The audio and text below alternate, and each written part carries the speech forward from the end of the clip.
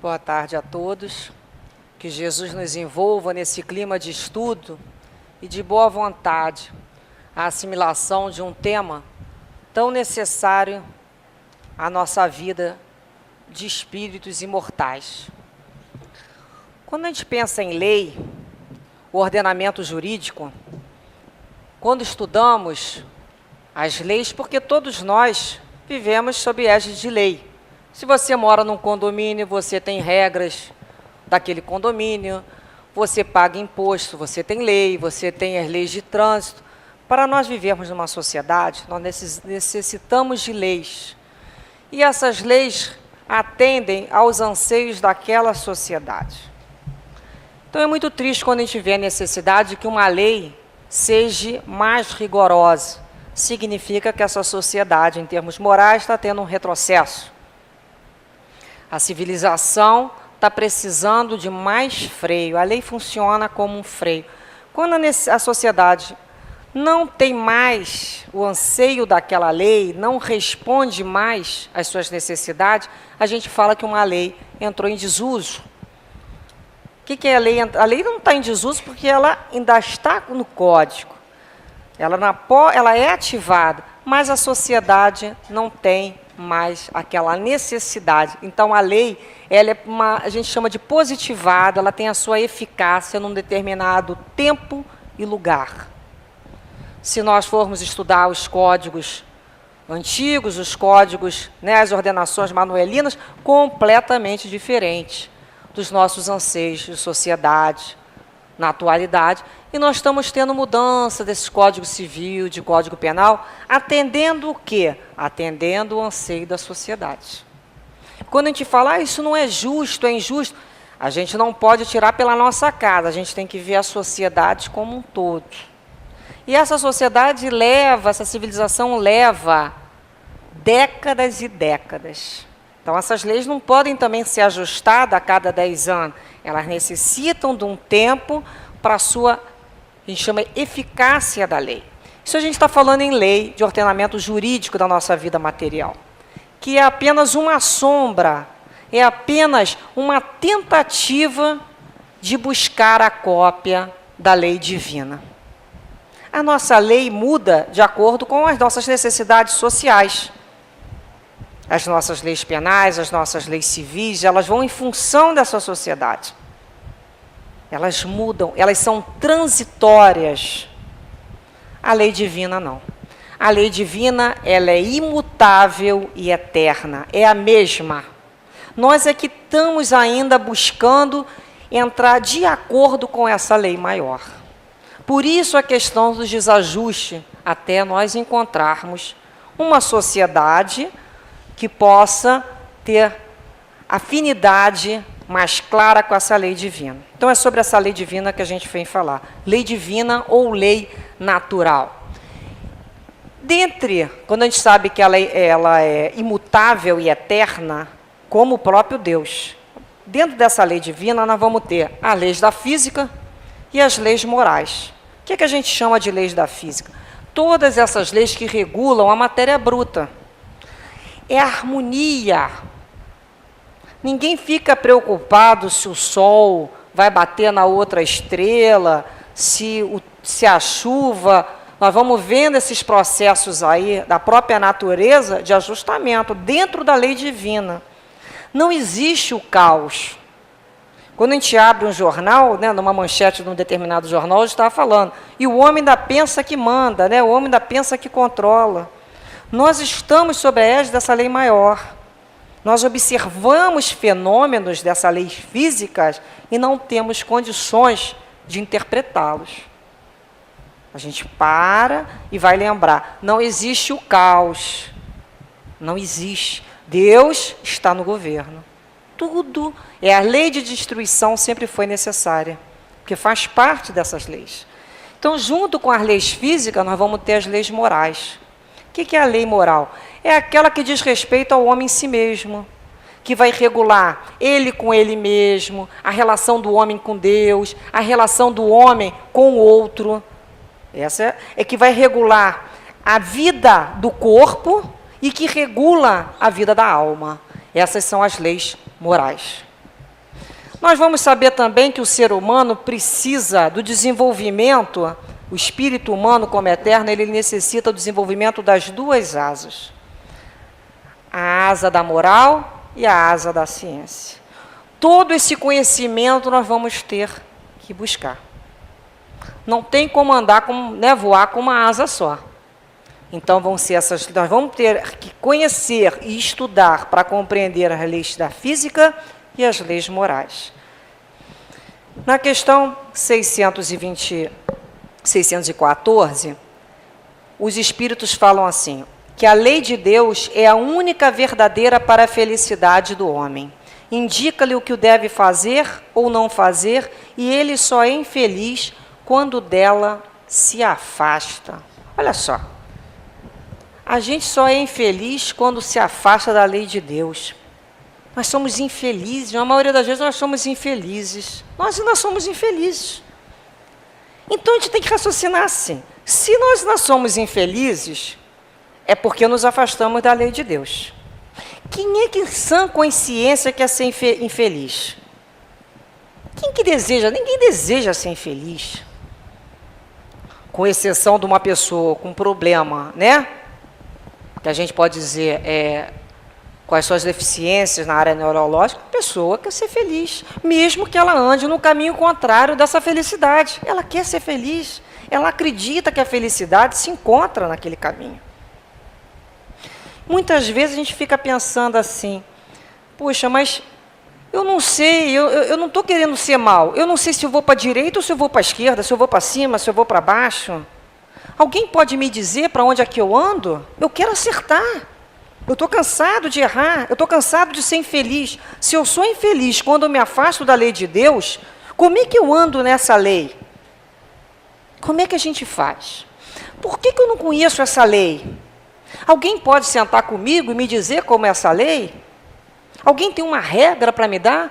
Eu estou tão cansada de sofrer, de ser infeliz, que eu vou aceitar. É quando a gente chega a esse momento. Quando a criatura está muito sofrida, é o momento que ela mais busca e essa porta se abre.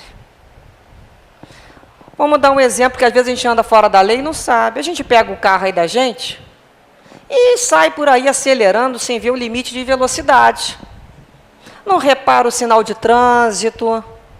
Aquele sinal ali está só para me dar uma orientação, está me dando uma sugestão que eu devo parar. Ele não é lei, não. Eu estaciono meu carro onde eu quiser, a hora que eu quiser, não reparei se tem placa. Eu vou me embora e vou vivendo assim. Um dia eu estou na minha casa e recebo lá um papel. Multa. A multa vai doer no meu bolso, né? Dói, né? Aí a gente presta atenção, eu não, mas não fui eu mesmo que fiz isso. Aí ainda tem carro que o pessoal bota um decalquezinho do lado da placa, né? Ainda sai a foto com decalque, para não tem erro. Aí você fala, pô, aí você começa a puxar na memória, porque a memória da gente diz que não foi a gente. Não é uma... Poxa, aí começa a olhar no calendário.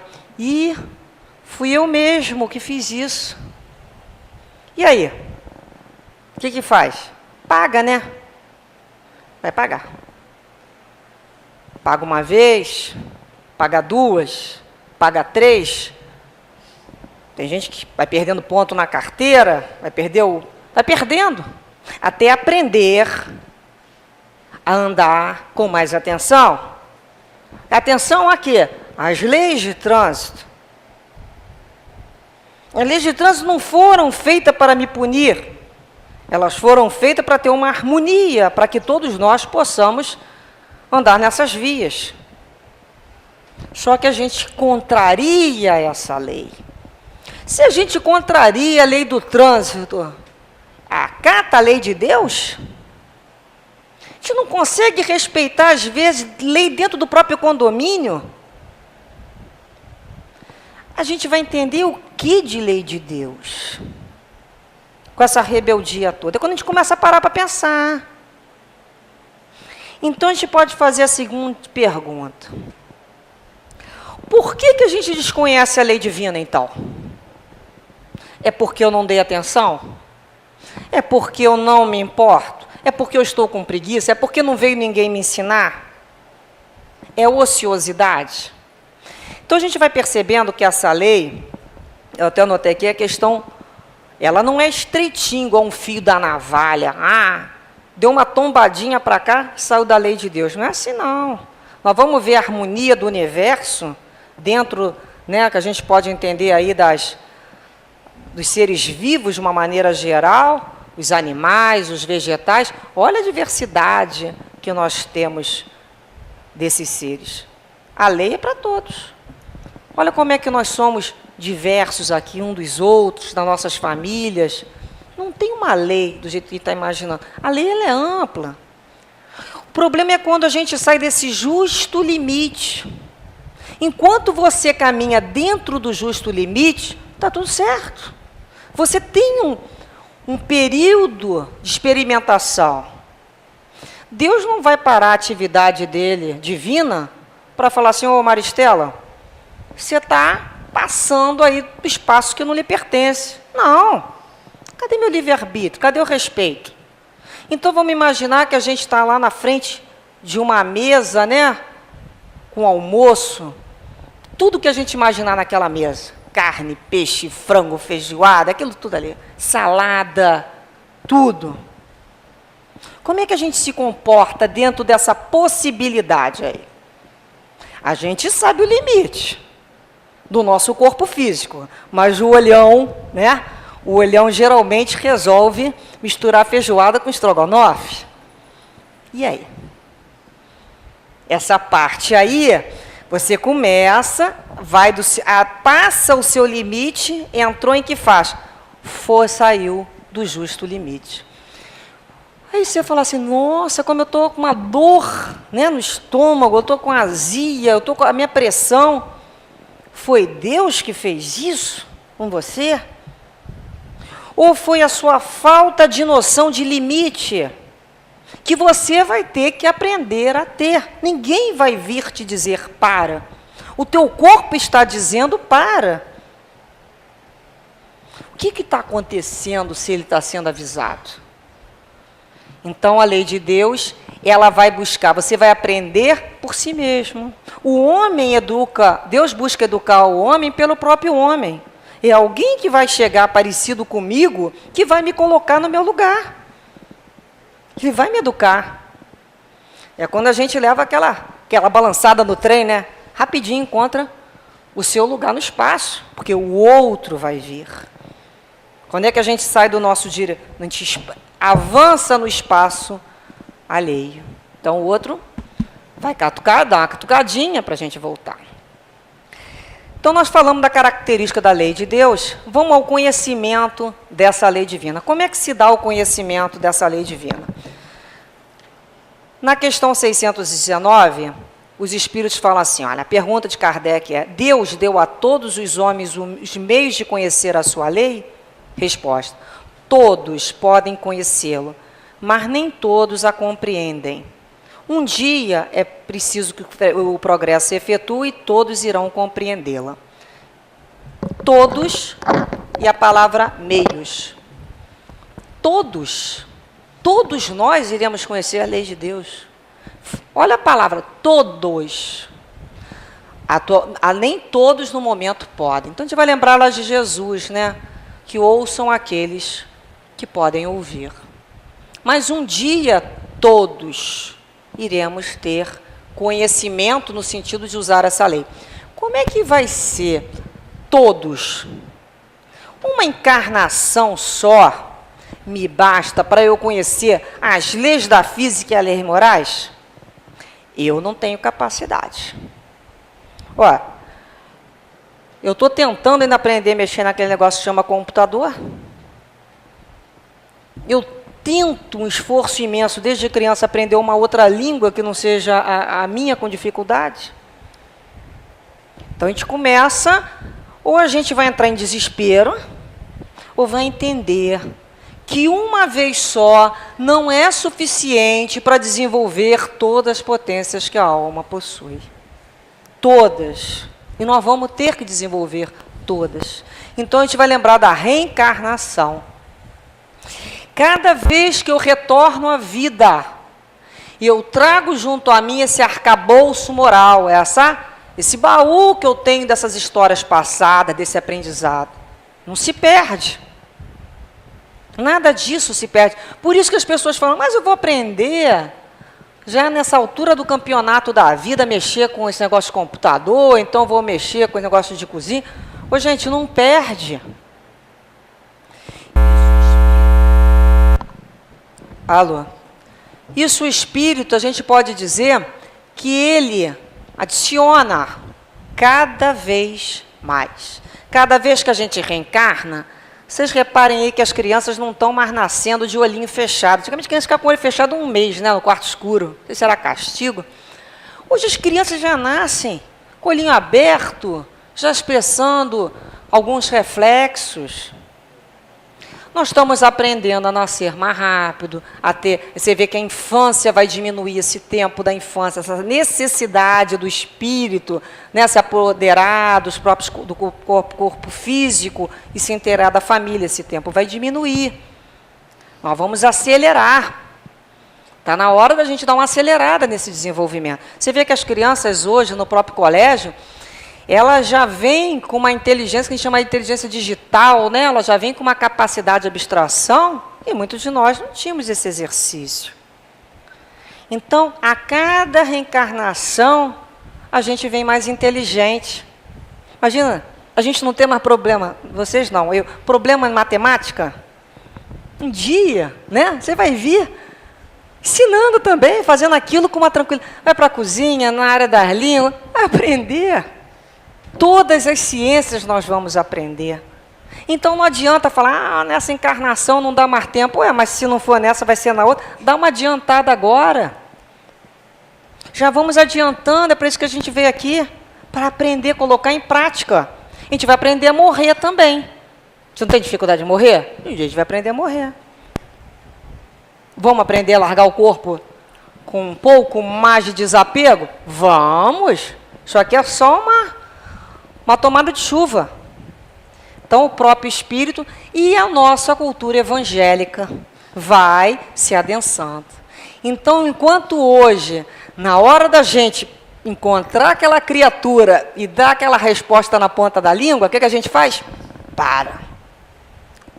Aí vai lá no manual, né? Não está automatizado, conta até 1000. Como é que é mesmo que me ensinaram lá no centro, hein? Ou lá na igreja? Como é que falou mesmo? É aquele livro que eu tenho que perdoar. É Jesus que falou que eu tenho que perdoar. O modelo é ele, eu tenho que perdoar. Eu vou ter que rezar para não falar para aquela criatura aquilo que eu estou pensando, porque senão vai gerar uma briga, aquilo vai me descompensar, vai me desequilibrar. E toda vez que eu saio da lei de Deus, que é a lei de harmonia, eu me desequilibro, eu me descompenso, eu adoeço. E adoeço todos ao meu redor. Eu já não quero mais isso. Então vou morder a língua, vou beber água da paz que Chico Xavier ensinou e vou tentar. Poxa, não consegui. O que acontece quando eu não conseguir? Vou tentar de novo, Vou rezar, pedir mais força. Na próxima vez que eu encontrar aquela criatura, eu vou tentar conseguir. E quanto tempo isso vai levar? Não sei. Eu não vou conseguir na primeira, não. Nós vamos vencendo essa ideia que se eu não conseguir na primeira nada é feito, porque não é assim, não. Nós vamos tentando. Até que um dia, esse evangelho vai estar automatizado dentro de mim. Eu espontaneamente agirei no bem. Enquanto eu espontaneamente não consigo agir no bem, eu vivo na disciplina que eu mesmo me coloco. Então, nós vamos percebendo que essa questão do tempo, né, como é que a gente vai, questão do aluno, esse conhecimento, ele vai, que a gente chama de informação, que nós buscamos na casa espírita, em todos os lugares, ela vira conhecimento. E esse conhecimento vai gerar um processo de mudança, que a gente chama de reeducação.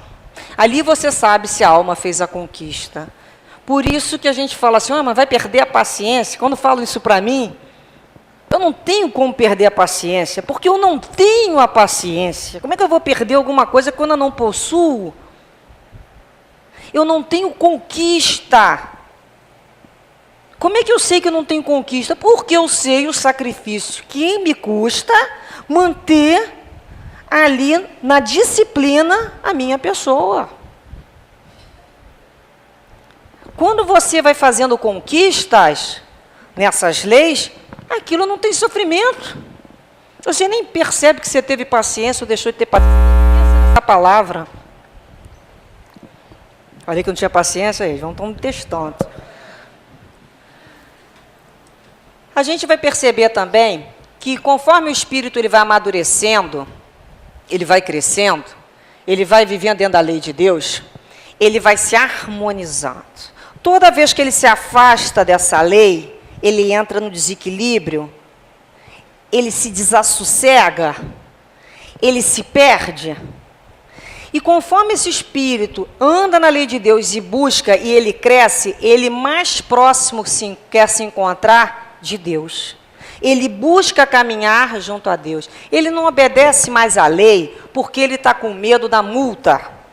Ele não obedece mais à lei porque ele está com medo de ser preso, não. Ele vai buscar o espírito da lei. Ele vai buscar entender que ele vive numa sociedade, que ele tem que fazer a parte dele para que aquilo tenha harmonia. Ele abre mão das ideias pessoais dele em nome de todos. Esse é o caminho da educação. Na questão 621, Kardec pergunta, onde está escrita a lei de Deus? Bem, resposta, na consciência. Então, primeiro, nós vimos que todos teremos conhecimento da lei de Deus. Todos. Quantas encarnações nós vamos demorar? O Dr. Herman fala na faixa de 700 anos. Não tenhamos desespero. 700 anos é um bom tempo a gente começar a entender isso melhor. Para começar. Isso a gente já está aqui matriculado, né? Agora, todos, Deus ofereceu a todos a compreensão, o conhecimento da lei. E os meios. O que significa a palavra meio? Meio é o recurso, o modo pelo qual, né? Não é isso que é o meio? O caminho. Meio. Onde está escrita a lei de Deus? Na consciência. Olha o meio aí, infalível. Então você já nasce com chip, meu filho, olha. Você já nasceu com a tua consciência ali, coladinho. Deus, na sua misericórdia divina, colocou junto do nosso coração uma sentinela. Alerta. É aquela coisa assim que a gente vai deitar, aquele negócio chega assim, tuc, tuc, tá errado, tá errado. Né? O que está errado? Né, Marita? Mas a gente estava brincando. É igual aquela pessoa que faz o tricô, o ponto do tricô. Aí depois de não sei quantas carreiras, está errado. Mas ninguém vai ver. Eu não vou vender isso, não vou dar... Ah, foi só um pontinho que escorregou aqui, está errado. Está errado. Ponto está errado. O que faz desmanchar aquele ponto todo, gente? Para fazer aquilo de novo. Se não veio ninguém cobrar. Está errado. Você sabe que está errado. Você não precisa mais que ninguém te diga. Então, essa é a consciência. Agora, é lógico que a gente pode adormecer essa consciência, embotar essa consciência. Eu faço lá uma coisa errada, eu pego aqui, o rapaz esqueceu isso aqui, achado não é roubado, quem perdeu não é cuidadoso, para não falar outra palavra. Ele foi embora, eu não sei o nome dele. Vai dar muito trabalho, eu estou com pressa, eu vou levar. Não está errado. Eu não peguei, mas você sabe que não te pertence, né? Você não sabe que essa bateria aqui é do rapaz? Pode fazer. Ah, isso é uma bobeira também, mas ele vai comprar outra, né? Aí você começa a conversar com a sua consciência e dá aquela... Mas isso é bobagem, esse negócio é todo certinho, sabe? Você cuida da cabeça de gente que já está ficando meio mais para lá do que para cá. A gente não precisa ser tão rigoroso assim, não. Se libera, faz um pouco o que você quer. É uma forma de adormecer essa consciência? É, a gente conversa com ela, contorna, até chegar a um ponto que ela vai estar adormecida mesmo. Ela não tem mais o alerta, o despertador. Ela funciona como um tribunal, que a gente pode falar de apelação. Ela não vai promulgar lei, isso só Deus faz. Mas ela funciona como um tribunal de apelação. Você submete a ela uma questão e ela fala, está errado, está fora da lei. E o que te mantém mais justa, essa consciência mais justinha? O estudo da lei, a percepção da lei. Quanto mais você estuda, mais discernimento você tem, mais percepção você tem. Você não sabe bem dizer, explicar racionalmente o que é, mas não está certo. E aquilo te dá desassossego, aquilo não te deixa feliz, enquanto você não estiver na lei. Lembra lá quando Jesus conversou lá com os publicanos, que ele fala assim, olha, se fosseis cegos, não teríeis culpa, mas pelo contrário, vós dizeis, nós vemos, é por isso que o vosso pecado permanece. Ou seja, a culpabilidade está no conhecimento que você tem, porque se você não tem, você é ignorante. Por que tem gente que faz um montão de coisa errada, deve a Deus e o mundo, e dorme de roncar e soltar aquela, né, até tranquilo nos braços de Morfeu? E você faz um negocinho e não dorme. O que é isso, hein? Ah, eu queria ser igual a ele? Não, eu já pensei nisso, eu queria ser igual aquele fulano ali, ó. Faz e acontece, dorme, não está nem aí. Eu não queria não, sabe? Porque ele está na infância espiritual. A consciência dele está adormecida. E a gente tem que crescer, a gente tem que desenvolver. Nossa consciência é igual uma flor estelar, vai abrindo para Deus. Cada vez ela vai abrir mais. Quanto mais ela abrir, mais nós vamos cobrar de nós mesmos. A gente não se explica mais pelo outro.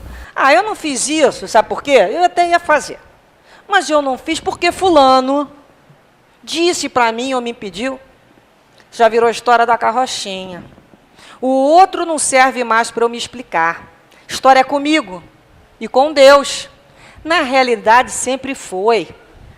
A gente é que colocou a criatura humana aí no meio para a gente se explicar. A história é com a gente, com Deus mesmo. A gente não tem que dar satisfação a ninguém, não, que o outro é tão errado como eu sou. Minha história é com Deus. É com a minha consciência que representa Deus nesse momento. Então, um dos meios que nós estudamos agora é a consciência. Vamos desenvolver essa consciência. Um outro meio. Em todos os tempos, está aqui, ó. Deus, em todos os tempos, deu a certos homens a missão de revelar a sua lei. O que é revelar? Tirar o que é oculto, clarear. São os educadores. Vamos imaginar uma família cheia de irmãos, nós somos uma família cheia de irmãos, onde a base é o amor, a fraternidade, a solidariedade. O que os irmãos mais velhos fazem? Eles tomam a si, os mais novos, como responsabilidade. Eles ensinam para os mais novos aquilo que eles aprenderam. Esse é o processo da revelação. São esses espíritos missionários, nós podemos, chamava-se de profetas, são os espíritos superiores, que vêm como irmão mais velho nos ensinar, nos fazer acelerar e vamos caminhar. Educadores, olha só a palavra, respeitando o nosso livre-arbítrio. Então nós vamos começar com os educadores, vamos pegar só alguns. Lá em Sócrates e Platão, no berço da civilização, né? A Grécia, quase 400 anos antes de Cristo. Já vinha com a unidade de Deus, a pluralidade das existências, a continuação da própria alma. Então é um precursor. Começou trazendo já antes do Cristo a ideia da reencarnação. Lá no berço da civilização. Você percebe que a ideia dele, a Grécia não tem mais o poderio que tinha, mas essa ideia se mantém até hoje os filósofos gregos. Vamos dar um salto, vamos a Moisés. Moisés é um médium e um legislador. Por quê? Vamos pensar em Moisés. Moisés vem trazer, como médium, a lei divina que ele recebe por processo mediúnico no Monte Sinai. Ele é o representante que traz ao mundo essa lei moral, àquele povo. Mas também Moisés é um legislador, é um espírito de legislador, de um homem que precisava retirar do Egito aquele povo e caminhar com aquele povo no deserto por 40 anos. Que povo era aquele? Um povo bárbaro, sem menor questões de higiene, sem menor noção de solidariedade de grupo. O que Moisés lançou mão para manter aquele povo sob a autoridade dele? Todas as leis que Moisés falava que era para carregar aquele povo, ele chamava de lei divina. Não eram leis divinas, eram leis que falavam prescrições, eram leis que davam àquele povo as questões até de higiene, muitas questões eram preceitos de sobrevivência para manter aquele povo ali unido, com normas, com regras básicas necessárias de uma comunidade. A Torá, né, nós chamamos a Torá em hebraico, que é o Pentateuco em grego, são os 5 livros, mas que é o livro principal, que está toda essa questão no Êxodo. Então nós vamos perceber tudo aquilo que está no Antigo Testamento, que as pessoas têm dito, mas e a lei de Deus? A lei de Deus é o decálogo, os 10 mandamentos, essa é a lei divina. O resto é preceito e necessidade daquela sociedade, daquele tipo de povo. É uma história daquele povo. Nós não temos nada a ver com aquele povo. Nós não temos a mesma fonte cultural daquele povo. Por que nós temos essa dificuldade? Mas está na Bíblia. O que é a Bíblia, se não para te ensinar a amar? Que nem Paulo de Tarso falou, retente o que é bem, o que é bom. Então a gente vai buscar em Moisés essa lei divina. O resto é lei civil, necessária àquele povo, que não estamos aqui para discutir. É a lei daquele povo. Quando a gente percebe, né, que esse povo, por que essa lei foi levada a esse povo? O povo judeu, ele tem a conquista já, o germe do monoteísmo. Porque os outros povos eram politeístas. Acreditavam em muitos deuses, faziam sacrifícios com crianças, com animais. O judeu só fazia sacrifício, né, com sangue dentro dos santuários. Então, nós, dentro de povos de civilização, era o povo mais próximo para que Jesus chegasse através dele. Então, eles foram preparados por vários profetas. A gente vai buscar em Isaías, em Jeremias, né, em todos os profetas, a vinda do Messias. Como cordeiro, o Messias como príncipe da paz. Só que aquele povo belicoso e guerreiro queria um Messias que o viesse salvar da tirania que eles se achavam submetidos. Eles não esperavam um Messias que viesse espiritualizar a promessa. Essa terra prometida de Canaã não era mais essa terra de se pisar solo. Era uma terra espiritualizada. É o que Jesus veio. Só que esse povo, do qual ele descende da casa de Davi, não o reconhece. Não conseguiram reconhecer esse Jesus, esse príncipe da paz. Qual era a marca daquela época? A lei de talião. Dente por dente, mão por mão, olho por olho, pé por pé. Que já foi uma evolução, porque podia ser um dente por uma dentadura. Já melhoraram, era um dente por dente. Tudo é progresso, gente. É um processo. Essa é a lei da época. Essa é a marca daquela época, a lei de talião. Vem a marca de Jesus. Qual é a marca do Cristo? Perdão, humildade, abstinência, Deus de amor e paz. Era difícil para aquele povo aceitar essa nova marca. Então, foi preciso, né, que a gente fala assim, na própria lei, um ajuste. Olha, esse ajuste está durando 2011 anos, até agora. Então, nós vamos lembrar de uma passagem aqui de João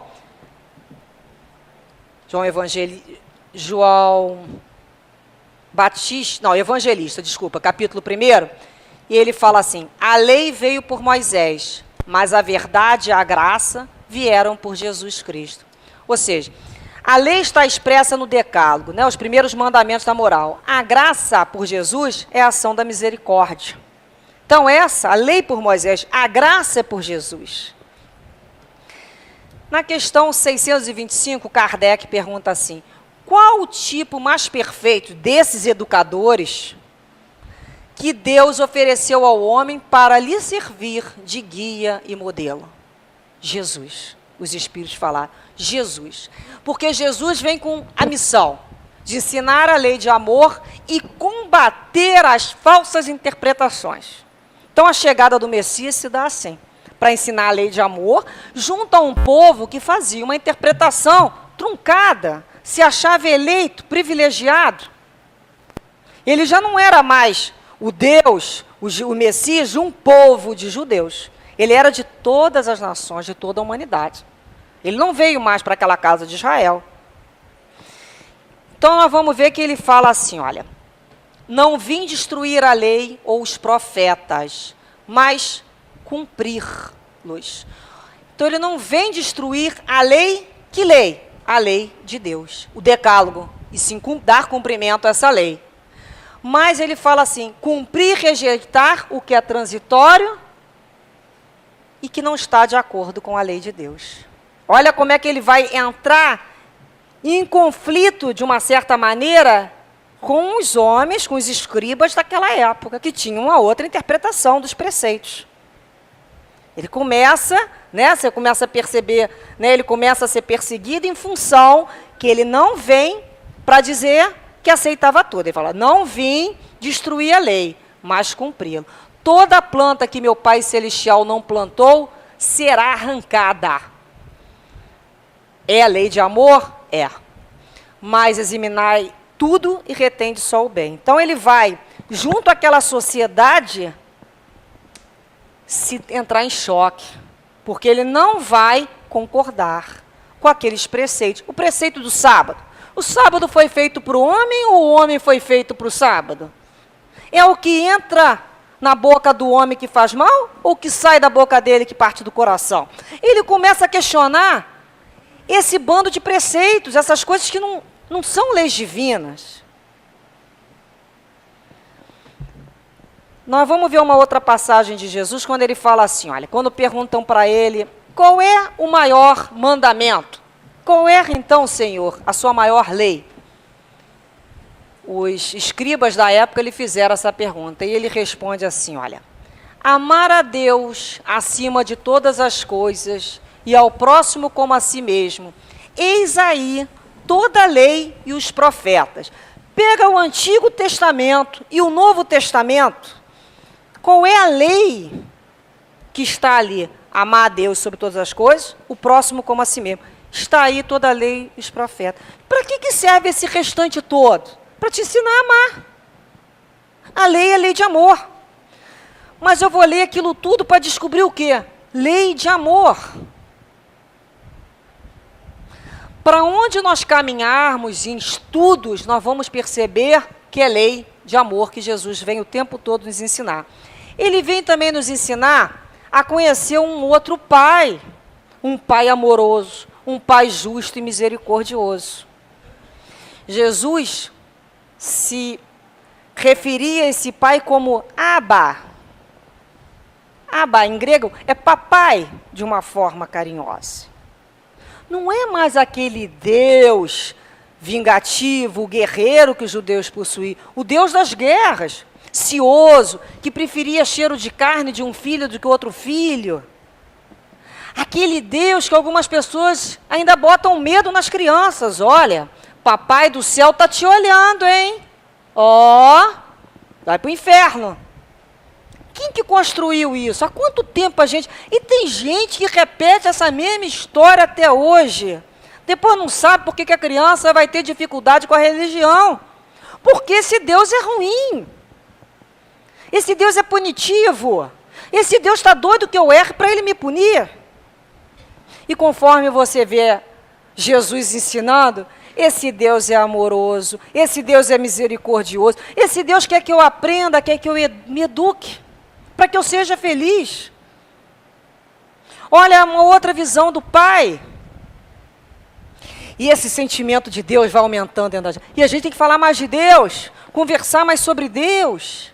Ah, Deus é alguma coisa que está lá longe, eu não entendo. Olha, vamos sentir Deus. Se a gente não consegue representar Deus, vamos buscar sentido dentro do nosso coração. As pessoas que sofrem, as pessoas que estão fazendo perdas, as pessoas que se encontram com seus corações machucados, elas abaixam a cabeça e sentem Deus. Porque ela descobre que o mundo é impotente para secar lágrimas dela. Ela descobre que não tem essa sensação de paz interna, ninguém é instrumento ainda de dar para o outro. É Deus. Então é esse Deus que Jesus vem nos ensinar quando fala: Pai, seja feita a vossa vontade, na oração dominical. Seja feita, vamos confiar na vontade dele. A vontade do Pai é uma vontade divina. Qual é a mãe, o pai, que vai ter uma vontade de prejudicar o filho? Qual? Um pai normal, né? Lógico. Uma mãe normal.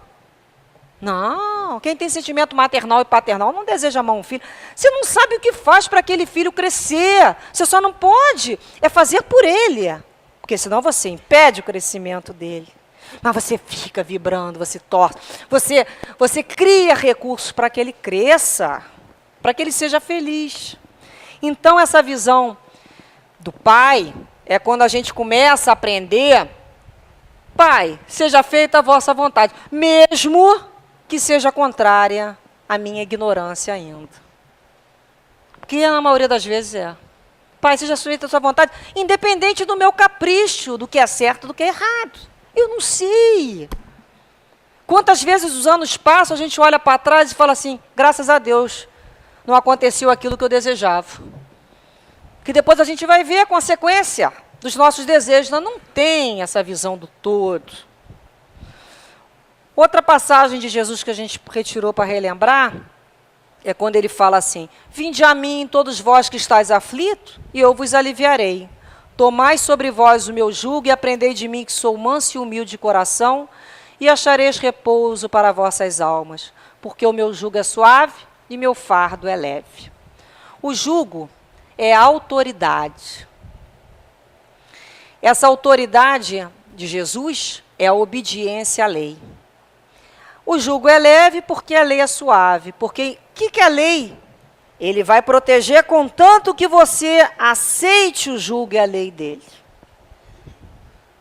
Olha só, eu peço a proteção de Jesus e aceito a autoridade e a lei dele. Qual é a lei do Cristo? A lei de amor e caridade. Agora, se eu não quero aceitar a lei de caridade, de amor, e quero a proteção do Cristo, eu estou fora da lei de Jesus. Essa lei é suave.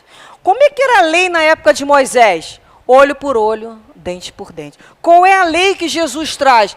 A lei de amor. Qual é a nossa dificuldade?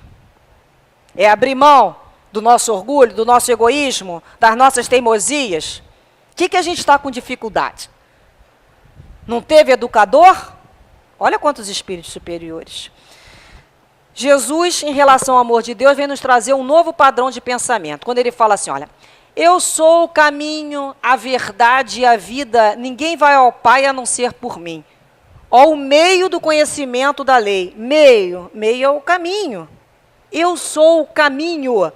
É como se dissesse assim para a gente, olha, presta atenção, caminha por aqui, caminha na lei de Deus, caminha na lei do amor. Presta atenção, perdoa. Sacrifica esse teu interesse, teu orgulho, em função dessa necessidade do todo. Para que a gente reencarnou? Vamos pensar nisso um pouquinho. Para que a gente retorna à vida? Não é para aprender mais? Aprender o quê? Aprender a descondicionar e desconstruir a série de conceitos que a gente fez nas outras reencarnações. que papai do céu vai castigar, que o fogo do inferno tem a pedra mármore. Quantas reencarnações passando ouvindo isso? Só que se simulou. Sinal da cruz, pelo sinal da Santa Cruz, guia-me Deus, vi uma igreja, me benzo. Olha para que a gente voltou. Voltou para desconstruir esses condicionamentos. Nós voltamos para isso. Porque senão não é para voltar. Para aturar esse trânsito, esse calor, fica num lugar que não tenha isso, pelo amor de Deus, né? Vamos ser pelo menos inteligentes. Voltou para quê? Nós sempre vamos recomeçar. Sempre. Já que a gente está aqui, vamos tentar. Para a gente não sair com a sensação, não aproveitei nada, é uma prova, não, assino meu nome e entrego em branco, é isso? Eu não quero mais isso. Eu não vou sair como completista, mas que eu vou tentar, eu vou tentar. É para isso que eu voltei. Toda vez que me dá desânimo, eu pergunto, para que eu vim? Para que eu caí naquela família? Para que foi? Se não for para eu modificar padrão, conceito, ideia. É isso que nós estamos aqui, modificando esses conceitos. Porque se não for para isso, nós estamos gastando tempo. Então a gente começa a nos reeducar e pensar mesmo, vamos poder, dá para mudar. De onde é que foi que eu tirei essa ideia, né? Que isso está errado. Espera aí, de onde é que foi? Isso não tem fundamento.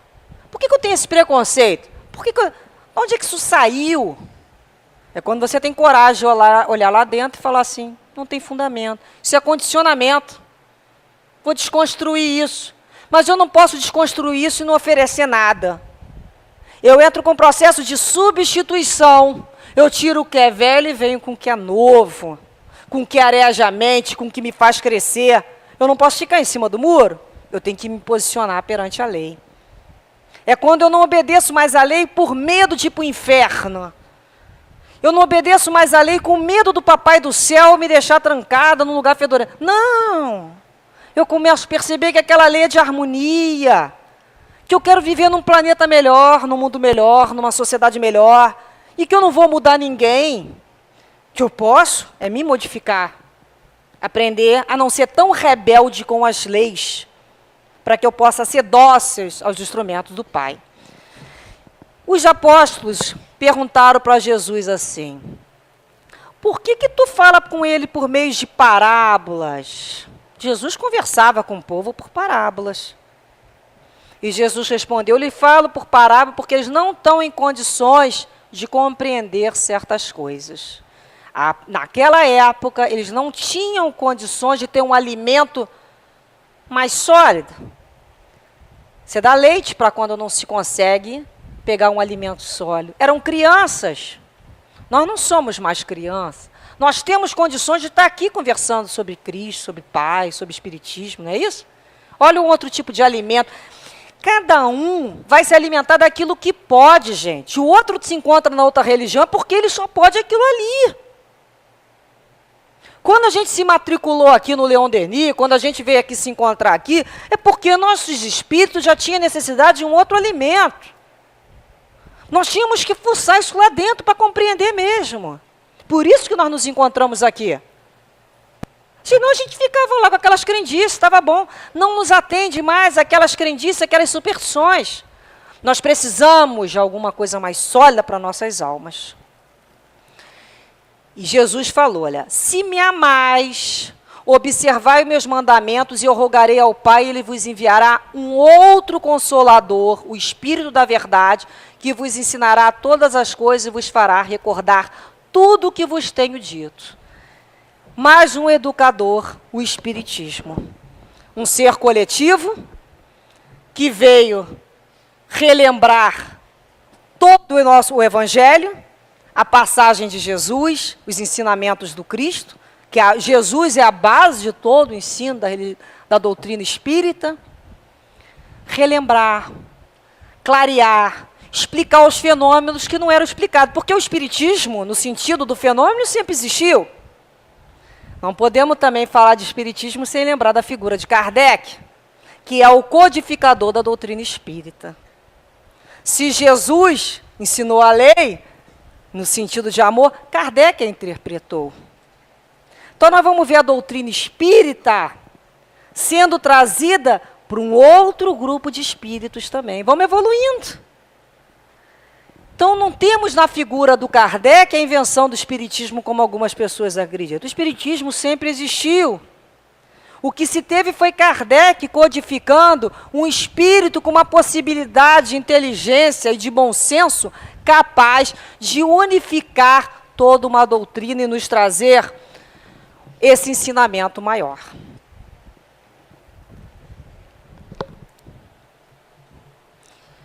Nós vamos lembrar também que Jesus nos falou assim, olha, ele não apenas nos ensinou como educador, não, mas nos mandou estudar.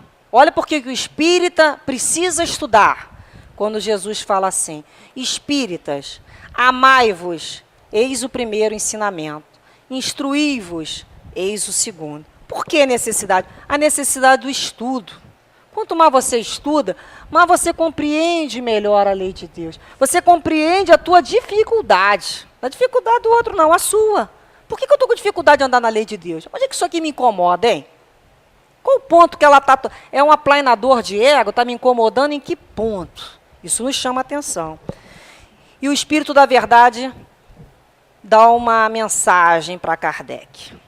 Que no futuro pratiqueis a lei divina, humildes e submissos ao Criador.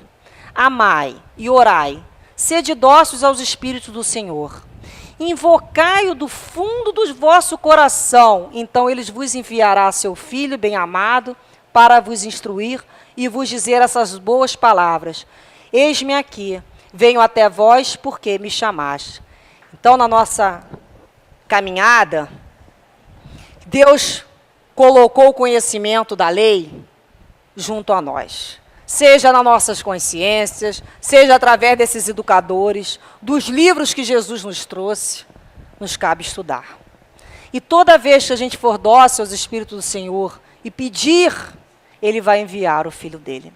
Que possamos, então, no final dessa reunião, após esse estudo, lembrarmos das nossas caminhadas, que ainda caímos, muitas vezes, e cairemos outras tantas. Ninguém aqui tem a pretensão de não cair. Mas tenhamos a coragem de levantar todas as vezes, porque Jesus se encontra ao nosso lado. Jesus se encontra junto a nós, nos amparando, nos sustentando e dizendo assim, meu filho, não se incomode com as urzes do caminho. Não se incomodem com a ventania nem com a sombra. Caminha, que eu te amparo, te sustento, te levo. Então, busquemos essa lei divina dentro dos nossos corações. E toda essa lei que nós já conseguimos um pouquinho de compreensão, de assimilação, vamos colocá-la em prática, dividindo com os nossos irmãos de caminhada, que se encontram nas nossas famílias, nossos ambientes de reunião. Que Jesus abençoe a todos nós e nos dê muita força e coragem para prosseguir. Graças a Deus.